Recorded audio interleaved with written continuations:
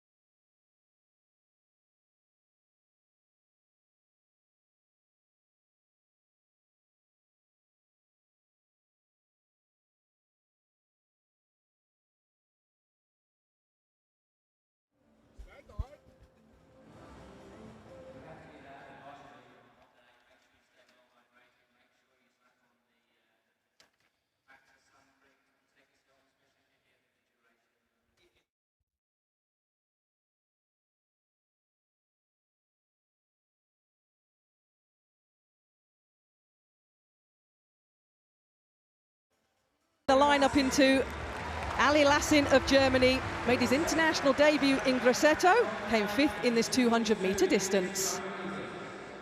The first track action of the afternoon. Richard Whitehead is pulling up trees over 100 metres now. He's 2/100ths of a second shy of his T42 classification world record in the shorter distance. They'll still get a gap on him when the gun goes, but he will claw them back quicker and faster. Coach Keith Antoine excited. A green card, faulty. So no removals from the field. Maybe a technical problem with the starter. But the men's 200 T42, Lassin, Henson, Mahalgu, Whitehead and Woods. The chances are this is going to be mighty fast.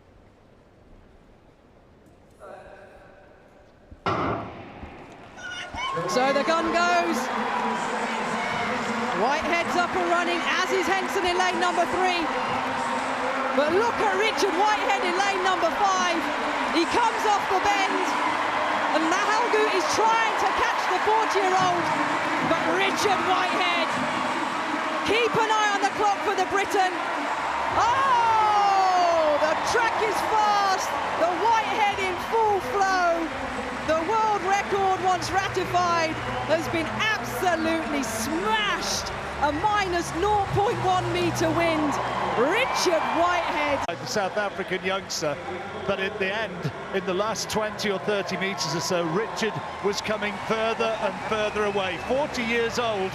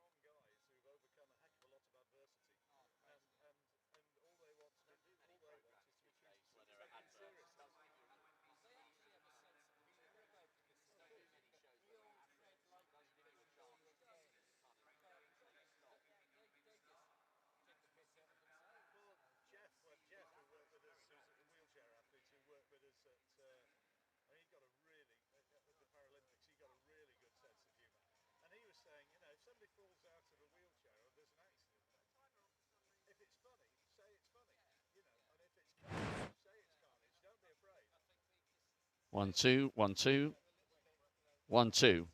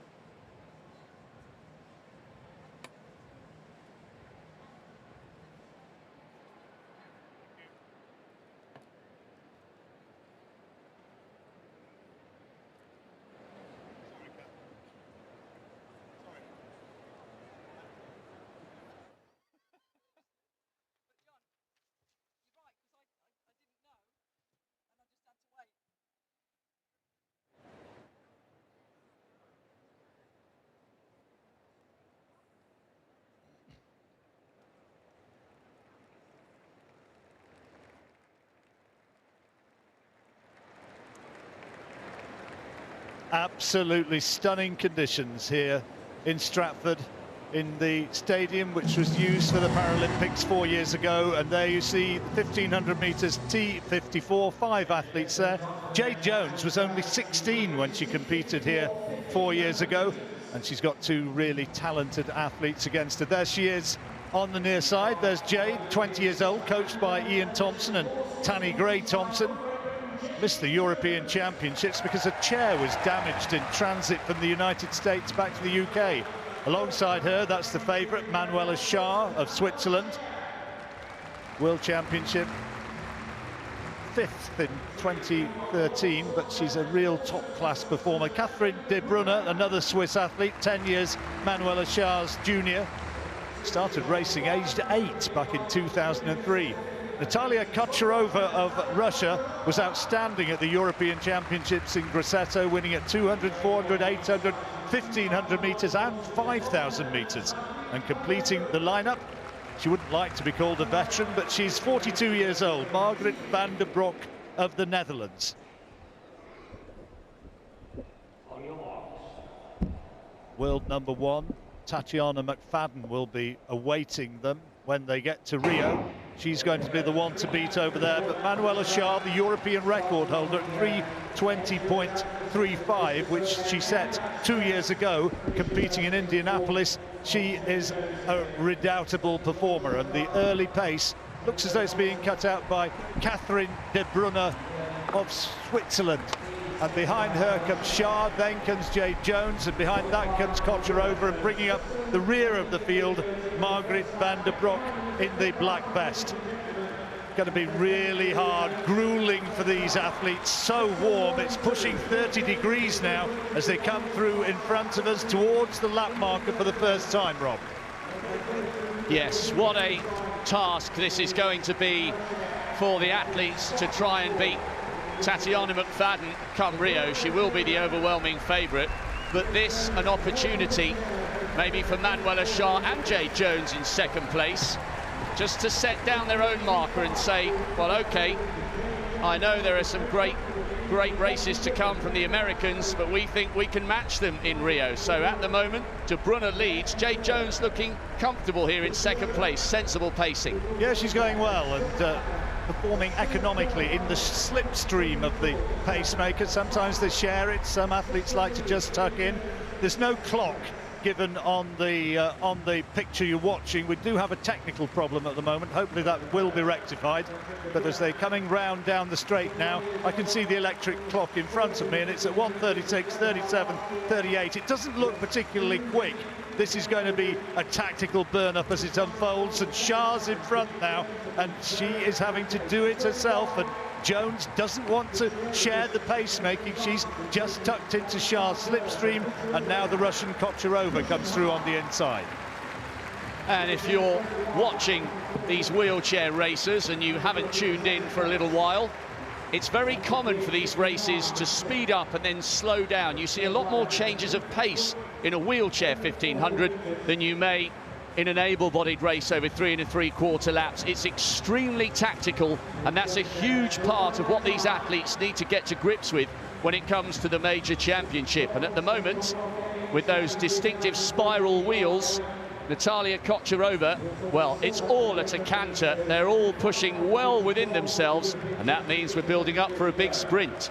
Yeah, it's not going to be fast times today. I think this is probably, at least not in the wheelchair races, I think this is probably a sign of what's to come over the longer distances, running conservatively, and it is Kocherova who leads, and coming wide around the outside is De Bruyne of Switzerland. And at the moment, just at the back of the field, Jade Jones has got herself a little bit boxed, and is going to have to come wide if she's going to make a challenge. But down the back straight for the last time, and it's the favourite, Shah, who leads, and behind her comes De Bruyne. That's a Swiss 1-2. A good work from Jade Jones, coming past Kocherova and past Van den Broek and moving up into third place. Now, can she get into the Swiss here? Can she split the two favourites? And it's looking as though the answer to that is negative. As they come down the straight, 31-year-old Manuela Shah is moving wide now to challenge.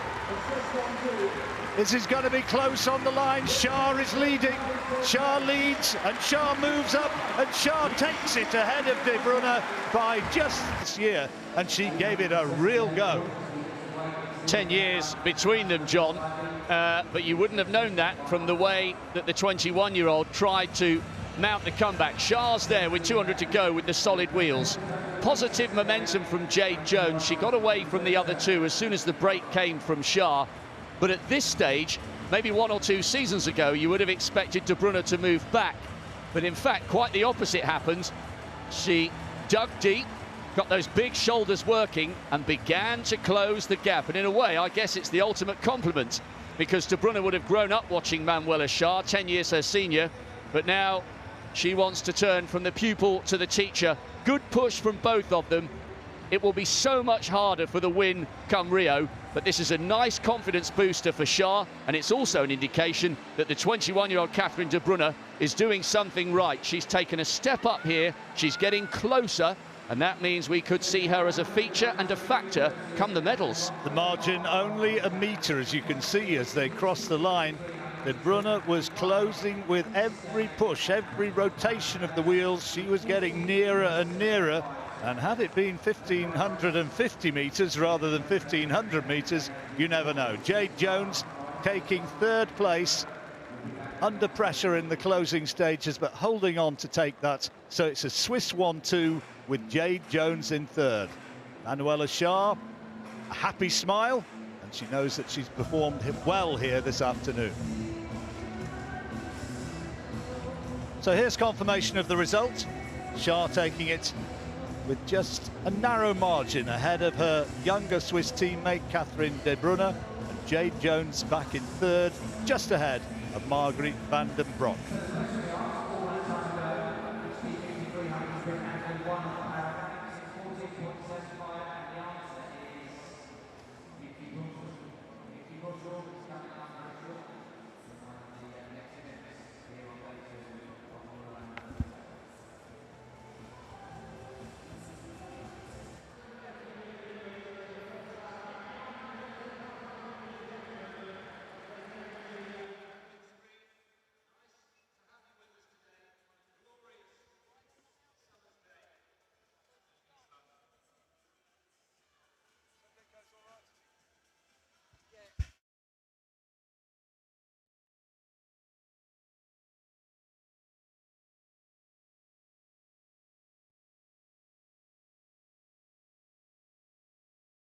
1, 1, 1, 1, 1, 1. So I have to turn it up almost completely to be able to hear myself.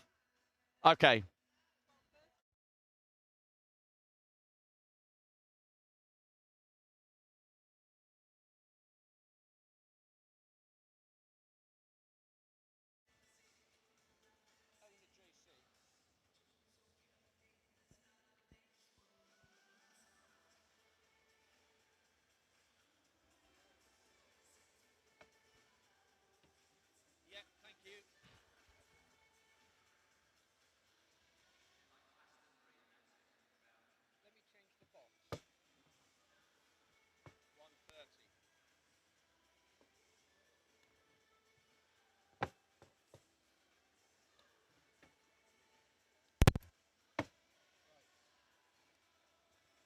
One, 1, 1, 1. That's better. Thank you, mate. That's better. They got the mini cam on Bushel, yeah? 1, 1, 1. That's better. Thank you, Owen.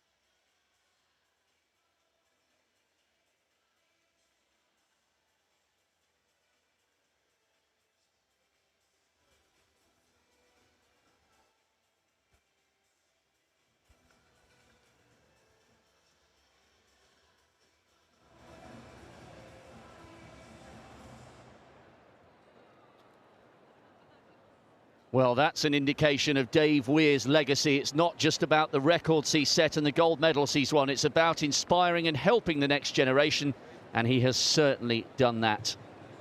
Wow, what a race in prospect. This is the T53 100 metres. And this is a cracking contest. An opportunity for Mo Jomny of Great Britain, who goes in 6th, to test himself against the #1 performer at T53 wheelchair pushing, Brent Lakatos, the Canadian, in 5, the world record holder, the man in form.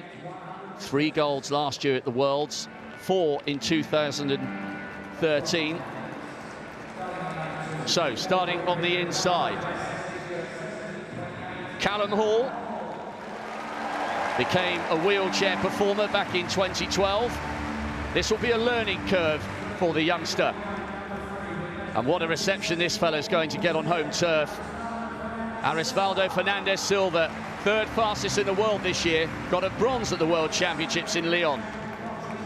Mickey Bushel, the Paralympic champion, the double European champion. He had a torrid year of injury last year. He almost died from a blood infection, but he's back. And the man outside him will fancy laying down his own marker ahead of the long journey to Brazil. Brent Lakatos will be the favourite in this one. Could he go close to the world record? Mo Jomny, a brilliant recruit and ambassador for the Weir Archer Academy. He's kissing the guns. Is this race perhaps just a fraction too short for Mo? He went really well over the 200 metres in Grosseto. And Ben Brown of Canada on the outside. Hall of Great Britain in 2, Fernandez de Silva in 3, Bushel 4, Lakatos, Canada 5, Mo Jomny 6, Brown of Canada in 7. The men's T53 100 metres. Scorching conditions. Will it be a scorching time from the Canadian in 5 or the British, European and Paralympic champion in 4?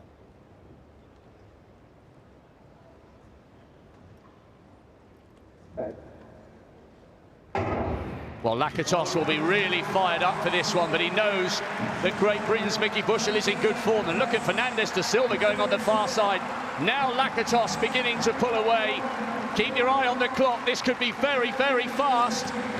He's just outside his own world record. Fernandez de Silva came through brilliantly for 2nd. And Mickey Bushell, I think there had to settle for third.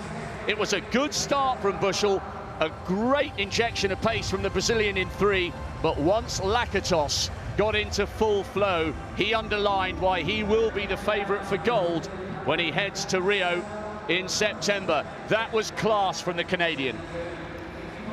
It was another good race. Lakatos thanking the crowd as they wheel down the back straight. 4 races in London at those Paralympic Games, Brent Lakatos. 3 of them he came away with silver medals. It was a super run. Let's look at the start. The upright position of Mickey Bushell in lane 4. Pushed out hard, as did Fernandez Silva. But look at Brent Lakatos, the Canadian, the world record holder with a time of 14.17 seconds. Absolutely smooth as. Wife in the studio, Steph Reed, member of our team, will be pleased with that one. It really was a good push by the Canadian, 36 years old now, Rob, head down. Well, and the only medal missing from his collection is a Paralympic gold. And he looks as though he's in pole position, moving to Brazil in September. Personal best for silver in second. It was a meeting record for Lakatos. Mickey Bushell just ducked under 15 seconds, and we should give a word to Mo Jomny. He is a huge talent. There he is on the left of picture. But I think the 100 is a little bit too short for Mo. He got the bronze at the European Championships, where he took the gold over the 200 and was brilliant also over the 4 and the 8. So it wasn't a bad push for Jomny, but his better distances are further up towards the 1 lap race. But as far as Lakatos is concerned, a great run there. Really good effort from the Canadian. Brent Lakatos just a shade outside his own world record. De Silva rewarded with a personal best, and Mickey Bushell just ducking under 15 seconds.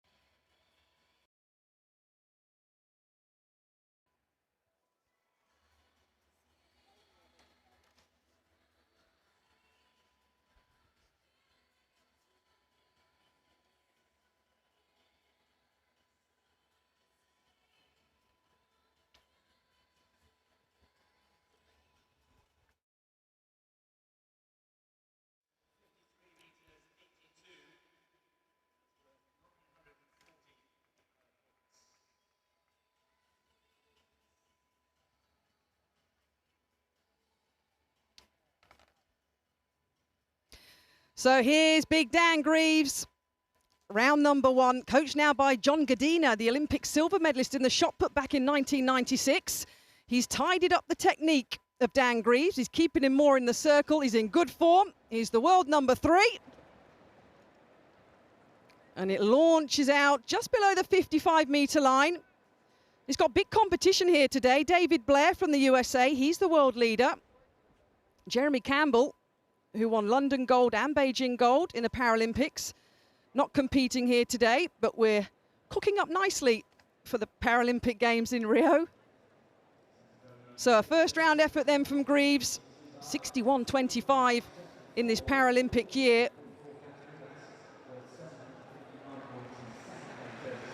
So he's got one on the board. He opens with 53 metres and 82. So we'll keep an eye on the 43-44 men's discus. And coming up shortly then on the track, it'll be the men's 1500 metres T54. Yes, thanks very much, Catherine. This an opportunity for David Weir to send a message to Marcel Hug and the rest that he will be the man to beat. Marvellous set of performances at the European Championships in Grosseto. Brent Lakatos apparently is making a start in this one. Just watching to see whether we can see him on the outside, fresh after his 100-metre victory. And there he is. So, not content with one victory, he steps up to the T54 here, which he is allowed to do. Just about got his breath back. Then Will Smith, of Great Britain, personal bests this year at the 4, the 8 and the 15, another graduate, or student as it were, of the Weir Archer Academy. Josh Cassidy, a brilliant marathon pusher, just missed a medal here in London at the Paralympics over 800 metres. And here's the big man. So cool, so calm. One last hurrah here on the track in London before he heads to Rio for his final Paralympics, and he is in shape. Alexei Vaichenok, a late convert to track racing from the Winter Paralympics, but he had a cracking set of performances in Grosseto. And here's Marcel Hug. 5 golds in Lyon when there was no Dave Weir, but can he get the better of his great British rival on the track? Ebbe Blichfeldt. Actually, that's not Ebbe Blichfeldt, that's Kenny Van Wiegel. Richard Chiesaro, gold over the 200 metres in Grosseto, a silver in the 4 and the 8, coached by Jenny Banks in Harlow. And on the inside, the 18-year-old, what a moment this is for the Liverpool John Moores University student, Nathan Maguire, who made the final of the 200 metres in Grosseto. Dave Weir against Marcel Hug. We've seen it so many times, but this great rivalry may be coming to an end on the track because Weir's Paralympic career finishes in September. So, Dave Weir, 4th from the left-hand side as Brent Lakatos comes across. Dave Weir already stalking Marcel Hug, who has that very distinctive yellow wheelchair and the silver helmet, hence the nickname Silver Bullet. Nathan Maguire's just tucked in on the inside. The youngster, what a great experience this is for him. We had dinner with his parents out in Grosseto, and they were so proud and so pleased of the early progress he'd made in his career. But Dave Weir not interested in what's going on at the front at the moment. This will be very tactical, John, and it will be fascinating because Weir will want to reinforce the confidence he's built from those excellent gold medals he produced in Grosseto at the Europeans. Yeah, he looked back to his best, didn't he, in Grosseto? Looked really good, did David Weir. And just about everybody's here this afternoon, apart from the brilliant Thai performance, notably Rawat Tana, who's going to be one of the men to watch when we get to Rio, surely. But this is going to be tactical, and you can see that Hug is taking it very easily up front, being tracked by Richard Chiesaro, Great opportunity for him here. He's been performing better and better as the year has unfolded, and David Weir is in a terrific position, just tucked in behind Chiesaro in his slipstream, and he is absolutely where he wants to be at this stage. He is a master tactician, Weir, and he just, as you see, looks at, oh, somebody's gone down. There are 2, 3 have come down. It looks as though Van Weigel is one of them, and that is such a shame. Bychenuk has also gone down. The camera is focusing on the leaders. Josh Cassidy has really put the pace in at the front. That is such a shame. It's Kenny Van Weigel, it's Brent Lakatos and Alexei Bychenuk. Meanwhile, at the front, Josh Cassidy, having injected the pace, has slowed down, and it can get very tight and very tactical. They sometimes push their wheels within centimetres of one another, and those things do occasionally happen. Hopefully, all 3 men involved in that collision are okay. Bychenuk has carried on. Brent Lakatos is receiving some treatment. Meanwhile, back with the race, Marcel Hoog is at the front. Josh Cassidy put that injection of pace in. He's tipped in on the inside. Chiesaro's going well, and Dave Weir staying out of trouble just towards the back in 4th place. Well, under the bell, I would say, Rob, that it has to be that Weir is absolutely where he wants to be. He is poised now, and Chiesaro is going beautifully on the shoulder of Hoog, and right behind him, number 7 on his helmet, you see David Weir. Now the burn-up is on. This is what the crowd came to see, but what a push this is by Richard Chiesaro. On the inside, Marcel Hoog, desperate to hold the inside line. Weir's going to have to move out to lane 3. This is a great, great race, and Weir's coming under huge pressure here. What a push from Chiesaro. Marcel Hoog just about holding on here. A fantastic race, and it's Hoog who takes it from Chiesaro, and Dave Weir in 3rd. Wow, we were not expecting that result in that order after what we saw at the European Championships. We should confirm and clarify, Marcel Hoog wasn't at the Europeans, but this is very significant because so often when Hoog races Dave Weir, he is intimidated by the great British Paralympic star, but not today. And what a push, John, from Richard Chiesaro. Dave Weir finished that race as the 2nd Briton. Wow. There's the time, 3:19.73. Again, it's relatively slow. It was a tactical sort of race, but make no mistake about it, that is a big win for Marcel Hoog. That is a big confidence booster for him. And yes, it was a terrific push from Richard Chiesaro, but I think I perhaps wrongly said that Weir had it where he wanted, because in the end, he had to come very, very wide to mount his challenge. This is the crash when it came. Whoops, down we go. Lakatos down. Down goes as well Bychenuk. Van Weigel touches down and loses all momentum. And on the inside, one of the British athletes, Will Smith, I think it was, almost came down as well. But this was the moment where you thought Marcel Hoog might have a chance here to finally get the better of Dave Weir over a 1,500 metres. Great strength and drive here from Chiesaro in 2nd place. And this is the point at which you knew Weir wasn't going to do it. Hoog's come away with the victory. The time is utterly irrelevant. It so often is in these tactical races. But Chiesaro, a great, great 2nd place there. This has given Dave Weir a little bit to think about as we head over to Rio. He got the gold over the 1,500 in Beijing and in London. It's arguably one of his best distances, but my goodness me, does this stoke up the rivalry even further? It does. You have to give a lot of credit to this fellow, though, to Marcel Hoog. That was a very, very good performance indeed from him. And Richard Chiesaro, the Harlow Club are going to be delighted. And now Ewan Thomas is down at trackside.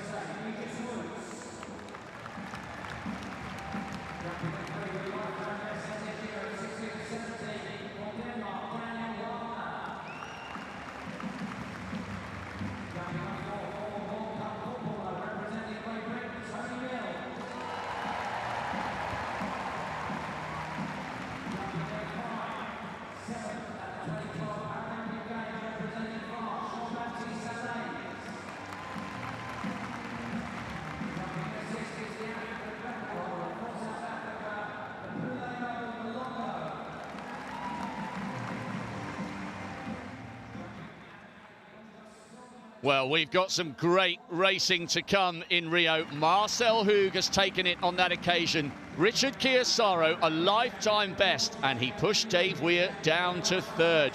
The T54 races on the track in Rio will be well worth a watch.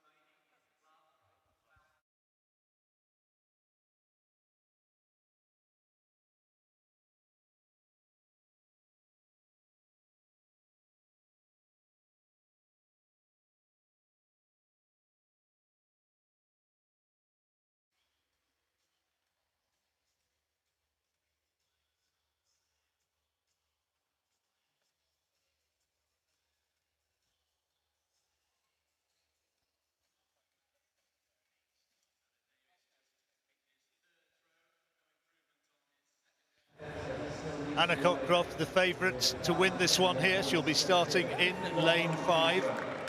She won the World Championships in Doha last year, won the World Championships in 2013, and of course the Paralympic gold medal, and there she is. Very talented young British athlete alongside her, Carrie O'Donoghue. O'Donoghue, 15 years old, Coventry Godiva Harrier. Alexa Halko of the United States and Amy Siemens of Netherlands as well. We expect to be pushing for maybe second and third. It was a mistake to say that Cockroft is sure to win, but she's a big favourite. There in lane 2 is 22-year-old Paige Murray. Coventry Godiva Harrier. Carly Tate, also for Britain, now 30 years old, from Stockport, coached by Rick Hoskins. There's 15-year-old Carrie O'Donoghue. Inspired by watching the Paralympics in 2012, she decided to give it a go. Starting to reap dividends. She's the 3rd fastest in the world this year, but the fastest in the world, of course, is the world #1, Hannah Cockroft. Still only 23 years old. You forget how young she is. Emphatically #1 in her classification, T34, for a long time. Alexa Halko alongside her, only 16 years old. She was the silver in Doha last year. Desiree Franken of the Netherlands won a bronze medal in 2012 in this stadium when she was just 15 in the 200 metres. And Amy Siemens completing the lineup in lane 8.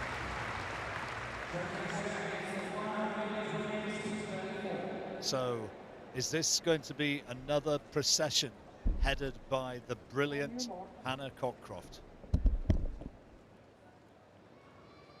Watch out for lane 5.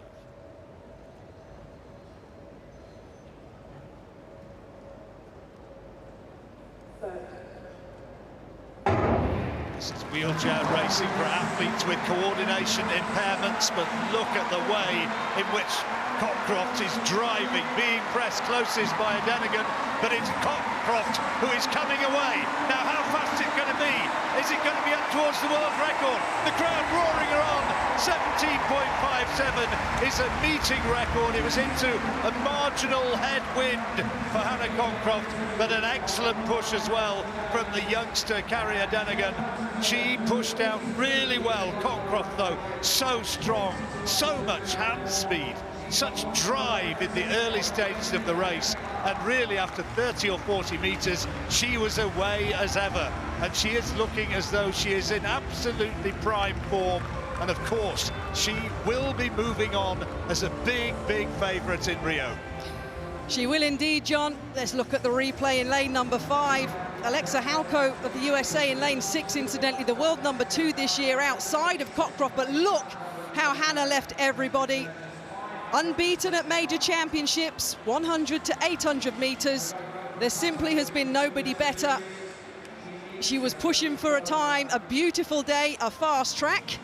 So it'll be interesting to see when she catches up with our Ewan Thomas, her thoughts on that race. But it was dominant, John, absolutely dominant. Personal best from young Carrie in lane 4. And then look at what that just emphasises. Look at that drive and that speed in the early stages. That's something which Carrie will improve on when she gets older and she gets stronger. She'll be making progress in the next year or two. But she's finished ahead of Alexa Halko, the world #2 coming into this, so that's a really good performance for her and a lifetime best for Carrie in second place. But Hannah Cockroft, once again, it takes your breath away, doesn't it? 17.61. She's won it by more than a second, and some big rivals behind her.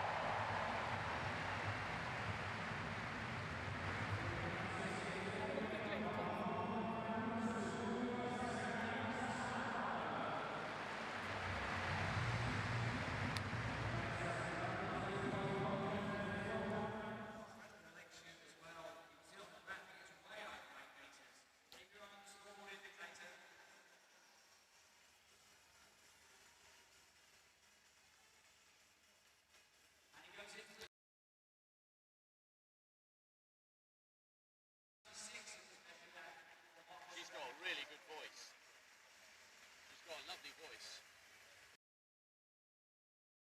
Yeah, she's got a lovely voice.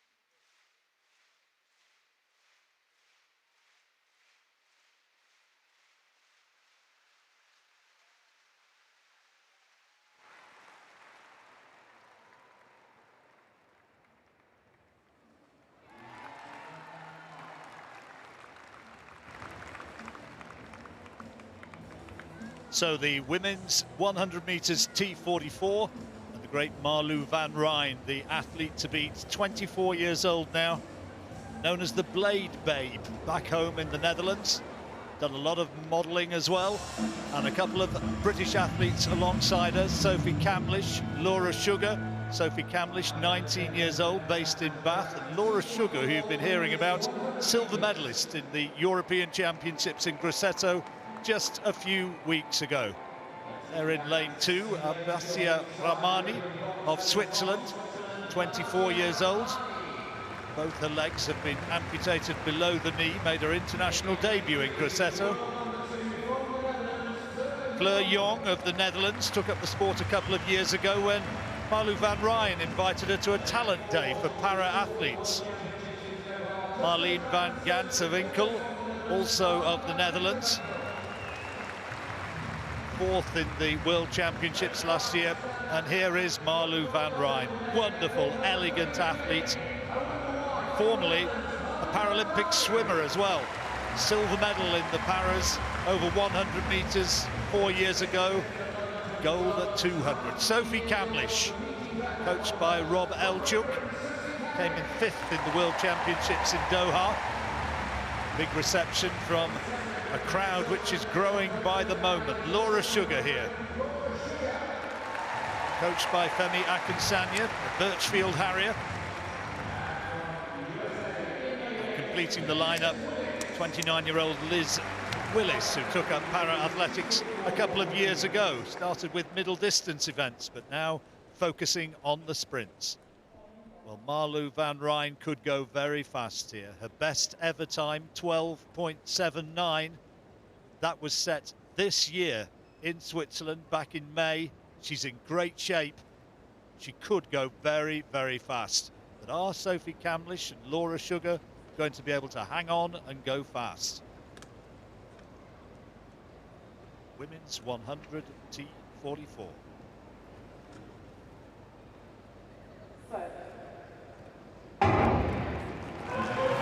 As Emma van Rijn a little bit slowly away, her teammate heads her, and going well is Sophie Camlish, but here comes van Rijn, streaking down towards the line. Look at the clock, is it going to be there? Just outside, just outside. It's being given as a world record according to those statistics, but my understanding is that the world record mark stands at 12.79, but she went quite superbly once more. Brilliant piece of sprinting. She doesn't get a great start, never does, but once she gets into her stride, Rob, she just streaks away. It is being given as a world record, but she has got a previous mark quicker than that, which presumably has yet to be ratified. That was absolutely superb from Marlou van Rijn. And when you bear in mind that it takes her a little while to get into her full stride, that was a sensational last 50 metres from the young Dutch woman who will start as the overwhelming favourite in Rio. Now look, Sophie Camlish in 6 and Laura Sugar in 7 got great starts. Camlish managed to keep that one going. A new national record for her, according to the statistics. But this is where Marlou van Rijn is absolutely fantastic to watch. She's in full flow at this point.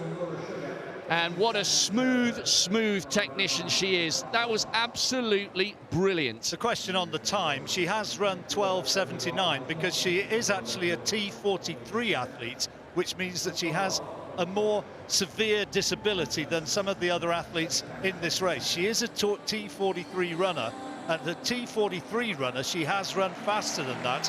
This is run as a combined classification, 43 and 44. It is the quickest ever done by a T44 athlete, but Marlou van Rijn has gone faster than that. There you go, that's how it is. It takes a bit of explaining, but now you know exactly. What you do know, though, for sure, is that she looks absolutely great on the track. Brilliant run.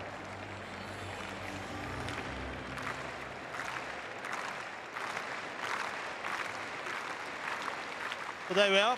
It is being given there as a world record at T44, although as a T43 athlete, she has gone faster. Sophie Camlish, national record in 2nd place. Laura Sugar taking 3rd.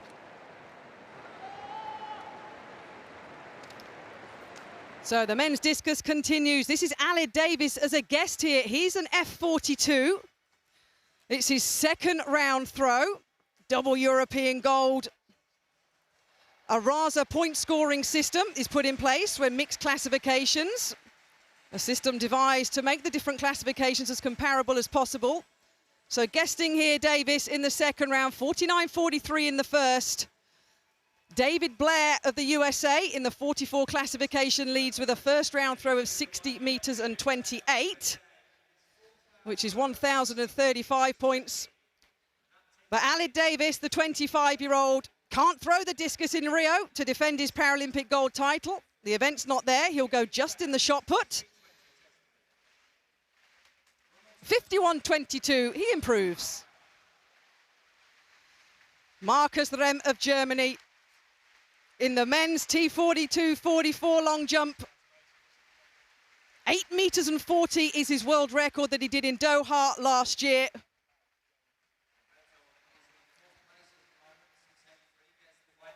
This is his first round jump. Wow.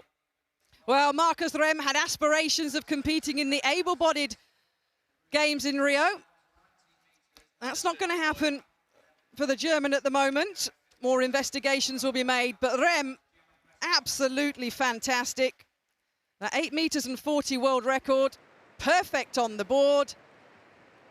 And the German, well, that's going to be the lead, and it's probably eventually going to be the winning jump.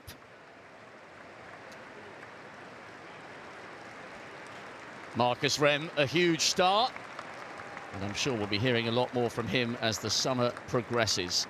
7.96, that's coming up as his jump. Meanwhile, we turn our attention to the T47 100 meters for men for arm amputees or similar impairment. And the speed men in this one, Nascimento goes in 4 and Michel Darius in 5. This is Roderick Townsend towards the inside in lane 3. Started in the sport just a couple of years ago. He works as a jumps coach at the Northern Arizona University.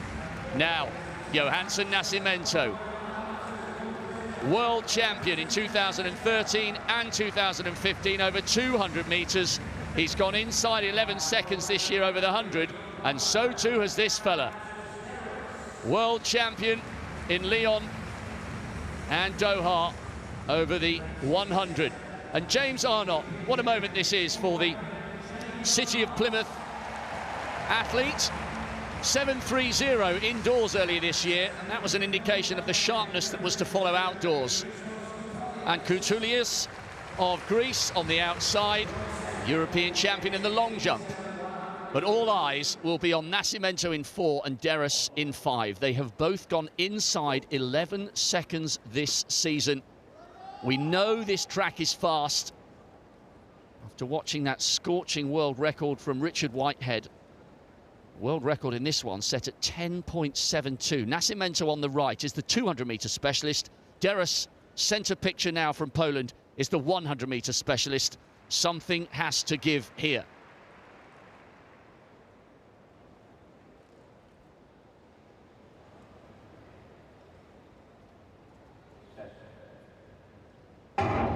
So watch the two big men in the middle lanes. Nascimento just being headed by Darius here at the moment. The Brazilian trying to close. Darius looks as though he's going to hang on here. Darius takes it from Nascimento. 10.86 into a 1 meter headwind. That was class from both men.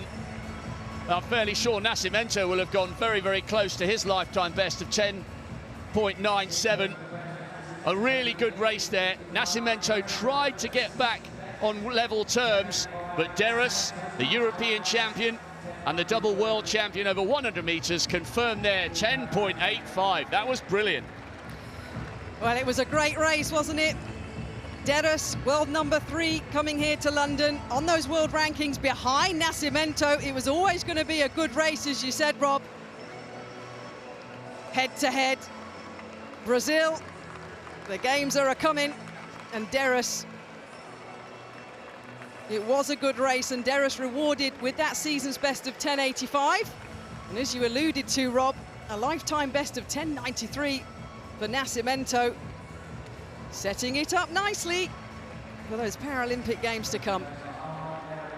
Another great rivalry which will renew in Rio. Please keep us company. We have got many more races still to come here at the Olympic Stadium.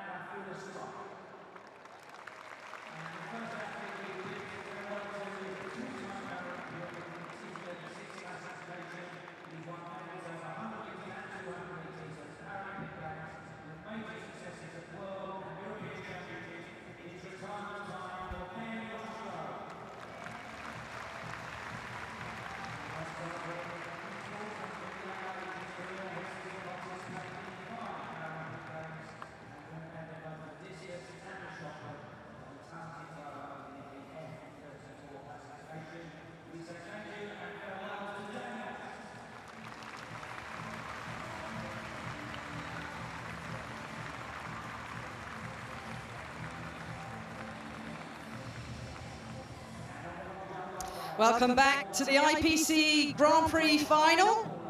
And there is Libby Clegg. She's had such a story so far in this Paralympic year. Was a T12 athlete, won multiple medals, Paralympic silver in that classification in London, but has been reclassified as a T11. T11, lower the number in a classification, the more severe the impairment.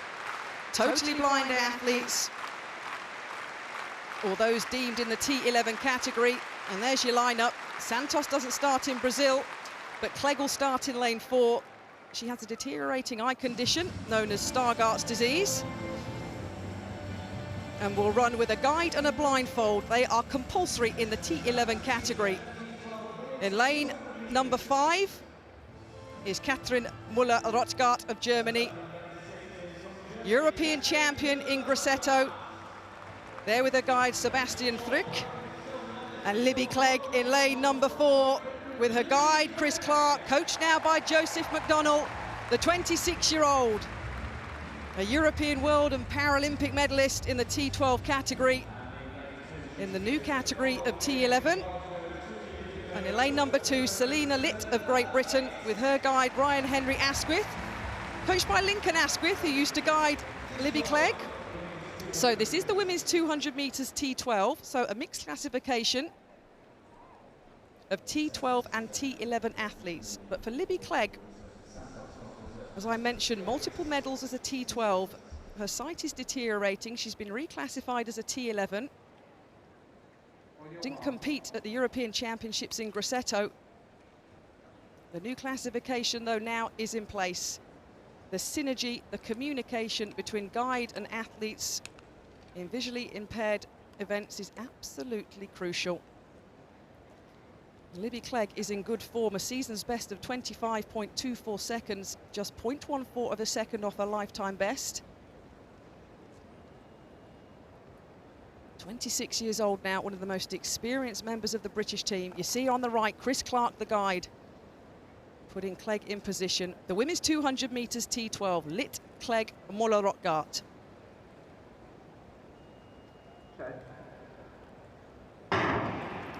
And it's a clean start. And Libby Clegg flying, pulling back on the German outsider. It's going to be close as they come into the straight. Clegg, Müller-Rothgart, the Briton, the Germans on a charge, but Libby Clegg taking direction from her guide, Chris Clark. The guide will drop back, the athlete has to cross the line first. And it's a win here in London. 24.45 seconds unofficially. That will smash the lifetime best of Libby Clegg into a minus 0.4 Weir to wind. Wow. Well, the news has been the reclassification, John, of Libby Clegg this season. Disappointed to not make the team in the European Championships. They didn't pick her because she hadn't done a race with the blindfold. The guide, yes, but not the blindfold. Wow. Confirmed 24.44 seconds. What a time to do it so close to Rio. She is ecstatic. She got a great start and then a terrific bend. And you talk about the synergy between athlete and guide, and you see it there. And she's just starting to struggle here as Müller-Rothgart comes back at her. She is closing slightly in the closing stages, but she's obliterated her personal best. And that is a really good performance. And the time given, 24.44, is the fastest in the world this year in the classification at T11, and is a brilliant performance as well at T12. Really, really good run. Well, indeed, as you mentioned, John, those world records in this classification. Guilhermina, the Brazilian, passed her best. Many thought in British athletics Libby Clegg might be, but not on that form. Absolutely superb. Her brothers suffer from the same degenerative condition of the eyes that she does, and younger brother Stephen is going to be in the swimming in Rio. Well, it's a family affair, and that relationship between Chris Clark and Libby Clegg, he told her when he crossed the line, you've just ran 24.44. So here's confirmation then. Libby Clegg of Great Britain and Northern Ireland dominating here in London today. It was a wonderful win, and I believe Libby Clegg and Chris Clark are down with you and Thomas now.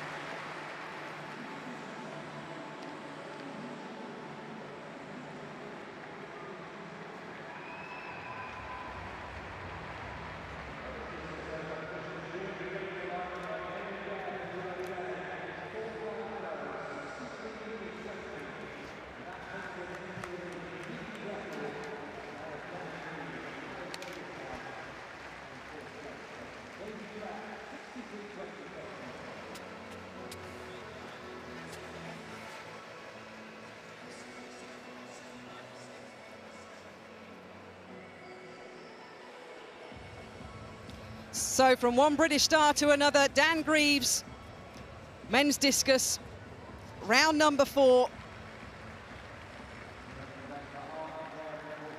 Well, his best to date is that third round throw of 55.96. He's done 61.25 this season. Yeah, you can see the frustration in the Aston Villa fans' face. He's not pulling it together at the moment. David Blair, his American rival, is with that first round throw of 60 metres and 28. He leads. So Dan Greaves, he's had to contend with Jeremy Campbell over the years. Paralympic gold back in 2004 in Athens. He's made the changes and he's been in good form. Well, it is an improvement of 56 metres and 60, but yet to catch David Blair. And here is the American, the man who has the lead. 2 no throws after that 60 metres and 28. 40 years old. 60 metres and 28. Well, that's better. He's extending his lead. He holds the world record in the F44 class, single below knee amputees or similar. 63.61 is the world record that David Blair set in the USA in May this year. That's going to be close. He's going to extend his lead. He's going to pull away from Dan Greaves. It's not Campbell. It's now Blair. It's Americans always battling with our British boy. 63 metres and 20. High fives all around. He extends his lead, does the American, and that's just shy of his world record. Dan Greaves, round 5. He's seen David Blair increase his lead to 63 metres and 20. Dan Greaves' lifetime best is 62 metres and 34. He's going to have to pull out a personal best to catch the American today. No, it's only going to be a slight improvement. He's looking back at the circle, Dan Greaves. The officials were brushing it furiously before the start of the competition. You can see how angry Dan Greaves is with himself, but it's going to be no improvement, which means David Blair will continue to lead, and Dan Greaves is going to have to pull out the throw of his life to beat the American here today. 56 metres and 75. It's an improvement, but it's not good enough for the Briton at the moment. One more throw for glory in London. Still a warm day here in the stadium. And next we have the 100 metres T37. This for athletes with coordination impairments, the cerebral palsy classification, hypertonia, ataxia and athetosis. You see one non-starter in lane 5. The 2 quickest here are the 2 South Africans in lane 6 and 7. There's Yosannas Gantis of Greece.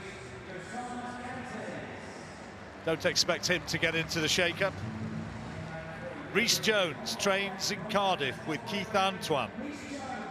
Bronze in the European Championships in 2014. A bronze in the Commonwealth Games as well. Jelmar Bos of the Netherlands. On paper, he's a quicker man than Rhys Jones. Rhys Jones 5th fastest in the world this year. Charles de Toit of South Africa. 11.43, his best, quickest in the world this year. And Varney van der Merwe won the gold medal in the Paralympics in this stadium 4 years ago, and the gold in Beijing. And completing the lineup from the City of Sheffield and Dearn Athletic Club, coached by Lee Walker, a youngster, Jade Saberton. So the men's T37 100 metres looks as though it's going to be a battle between the 2 flying South Africans. Van der Merwe is the man with the pedigree, the 2 Paralympic gold medals, looking for an unprecedented 3rd in this event when he goes to Rio. But he's going to have to beat his younger compatriot alongside him in lane 6, Rhys Jones in lane 3. How close can he get?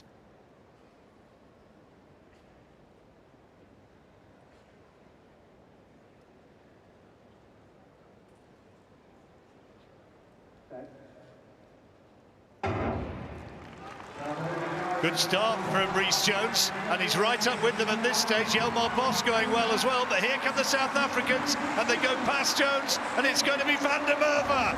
Van der Merwe takes it, 11.62 seconds, unofficially given as the time just outside the meeting record, and he stormed away. He may be 30 years old, but he's showing that he has still got so much in his legs, and showing that he is going to be going to Rio very much with gold in his eyes. 11.61 isn't quite up to his very best, but it's a sharp time.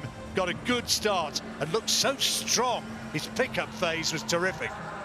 It was, and it needed to be a great second half to the race from Van der Merwe, who is second from the left-hand side as you watch. And a cracking run as well from Rhys Jones, because he had the two South Africans under pressure. Van der Merwe showing that strength in the last 30 metres. He's a double Paralympic champion. He's now the standard bearer as far as Paralympic sprinting is concerned for the South Africans. Good second place for Du Toit, and a really excellent run from Rhys Jones, the youngster coming home to build on previous successes. One of the fastest in the world this year, but Van der Merwe is the man in charge of this event at the moment. So it was Van der Merwe who wins in 11.61. Du Toit taking second place, Rhys Jones third. Still to come, we've got Sophie Hahn and Jonnie Peacock. Don't go away.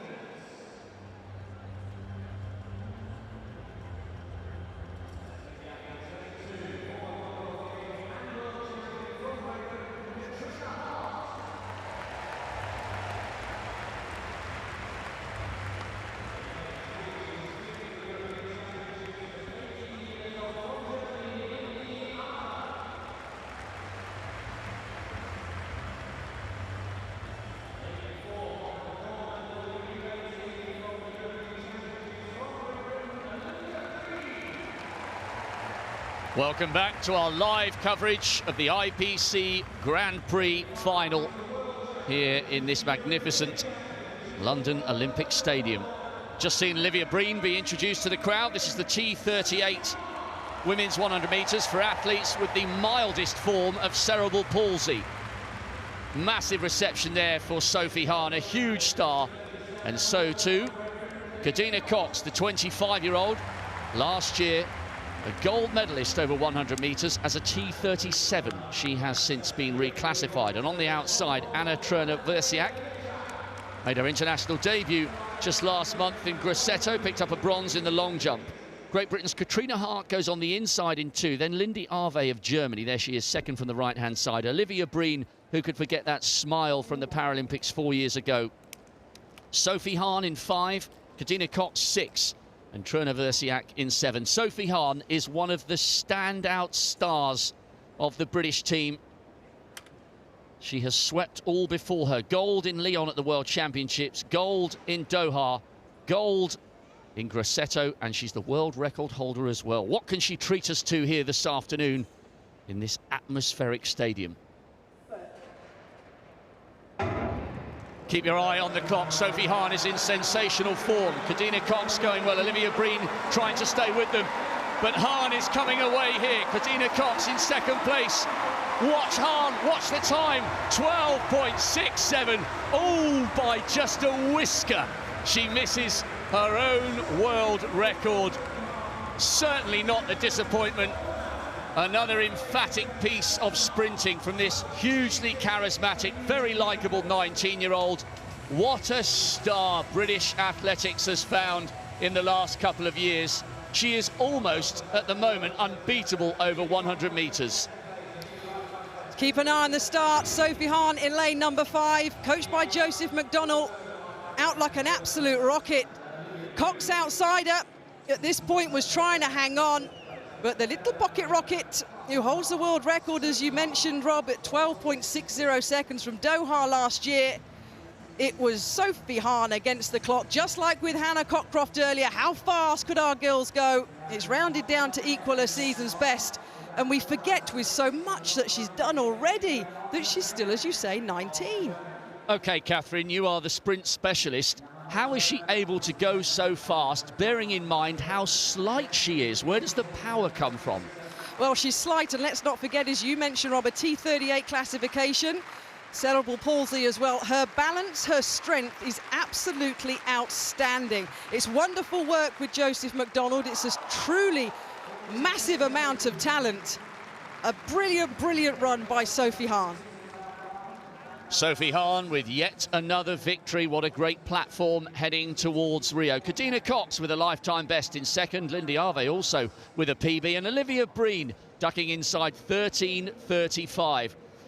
Now, our man down trackside is always full of enthusiasm, and I know he can't wait to have a word with the star of the moment, Sophie Hahn. Ewan, all yours.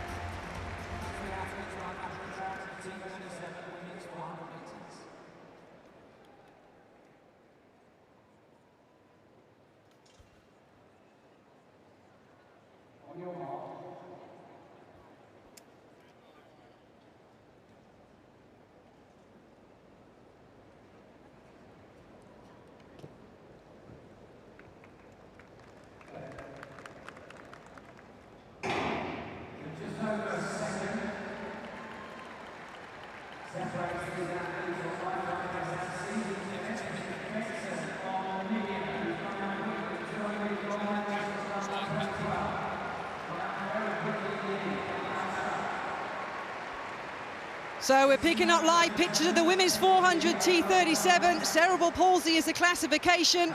It's a three-athlete race. No Georgie Hermitage, the world leader and world record holder, but flying round, Johanna Benson of Namibia in 2012 became the first Namibian to win a Paralympic gold medal over the 200 meters.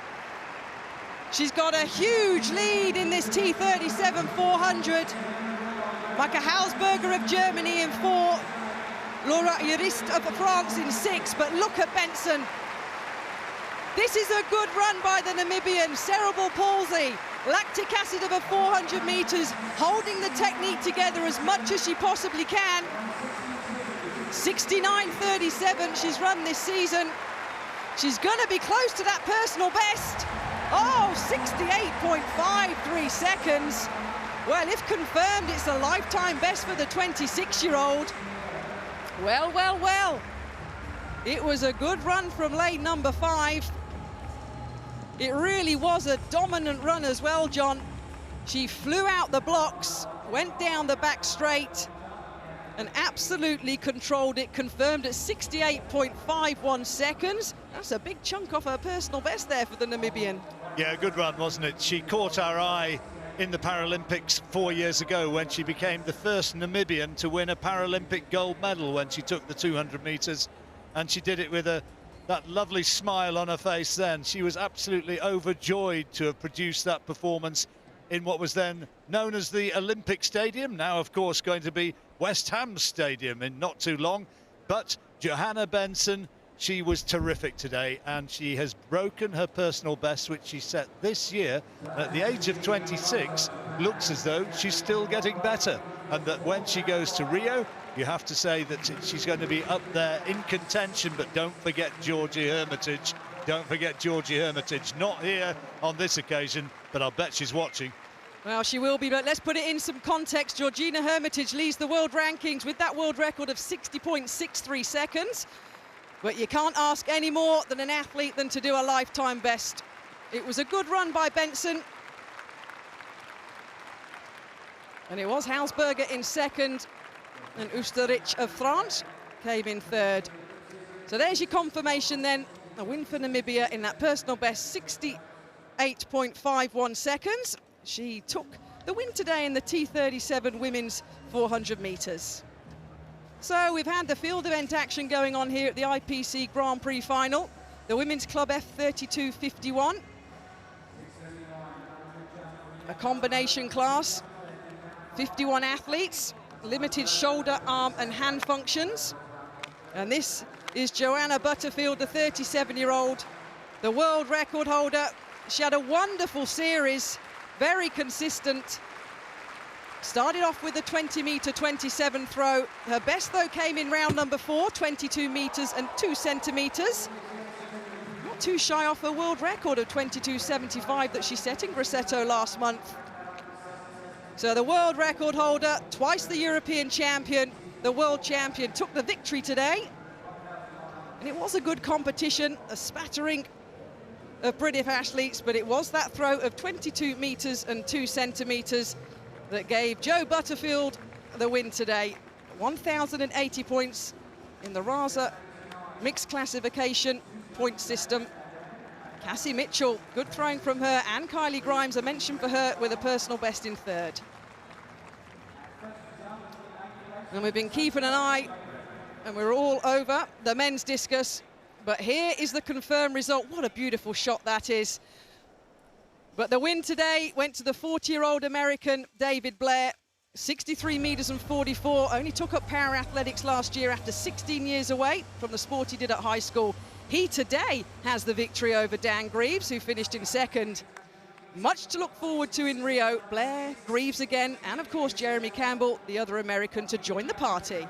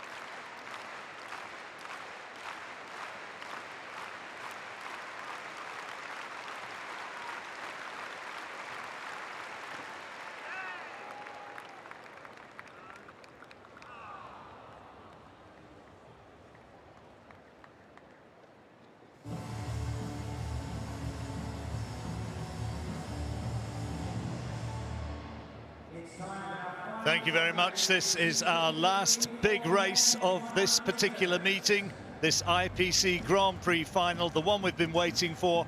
Jonnie Peacock here, and there may be no Richard Brown All sorts of rumours flying around the sport about why he's taken that surprise decision, but you've seen the reason he's given. Jonnie Peacock up against Jared Wallace, very good athlete. Nick Rogers there of the United States, just 19 years old.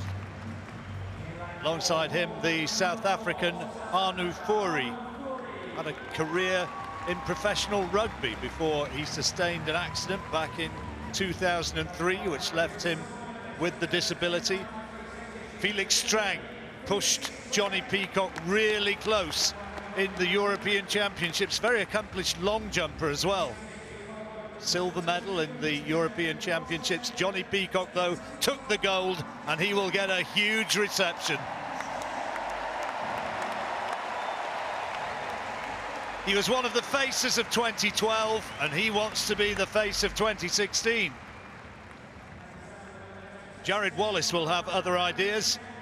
Until last week, when Jonnie Peacock ran 10.68, he was the fastest in the world this year with 10.71. So on paper, it's going to be very close between him and Peacock. And completing the lineup in lane 8, there's Trenton Merrill. Inspired to take up athletics in 2010 after visiting a Paralympic training facility. So, is Peacock going to continue that wonderful form that he displayed in Loughborough last week when he clocked 10.66, which was a lifetime best time? Sort of form that he wants to take to Rio. Missed Doha last year, wasn't able to compete there, but he was a winner at the European Championships, though short of full fitness, short of full race sharpness at that time. Now it looks as though he has that sharpness. Up against Jared Wallace in lane 7, Felix Strang in lane 5. Those are the dangers. Peacock in 6. And a good start from Felix Strang, and Peacock's got a bit to do. Wallace heads him, but Peacock's coming back. It's still Wallace from Peacock, and Wallace is going to beat Peacock. Wallace beats him in 10.81, and Jonnie Peacock, who didn't get a great start, was never able to claw him back. He was punished for that, and he's got a smile on his face. He knows that this was a one-off.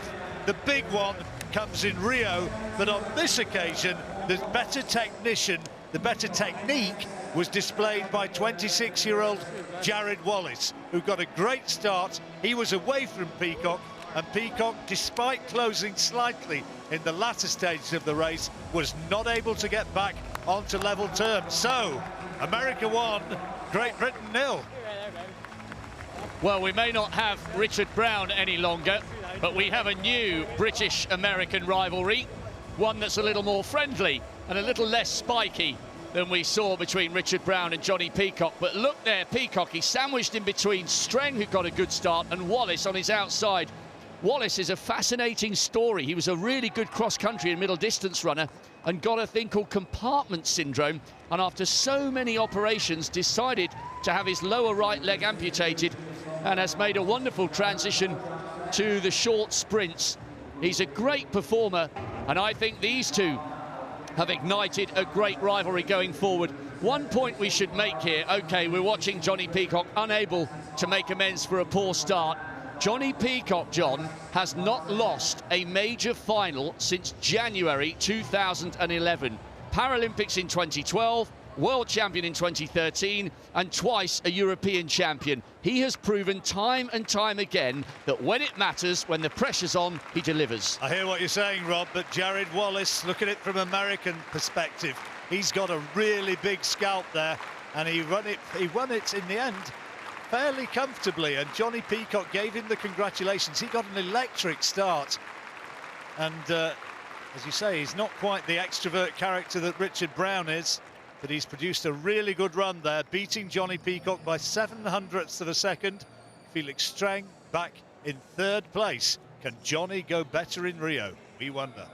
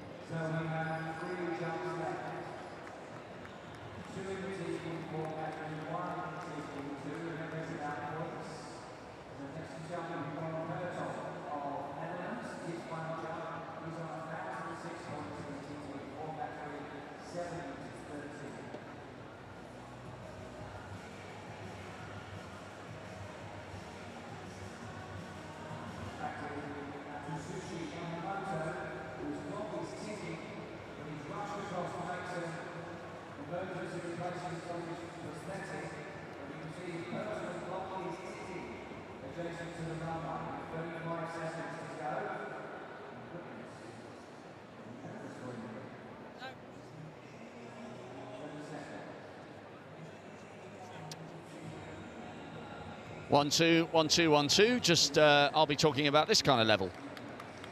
I'll be talking at this sort of level, but the look back was originally supposed to be a little longer than that.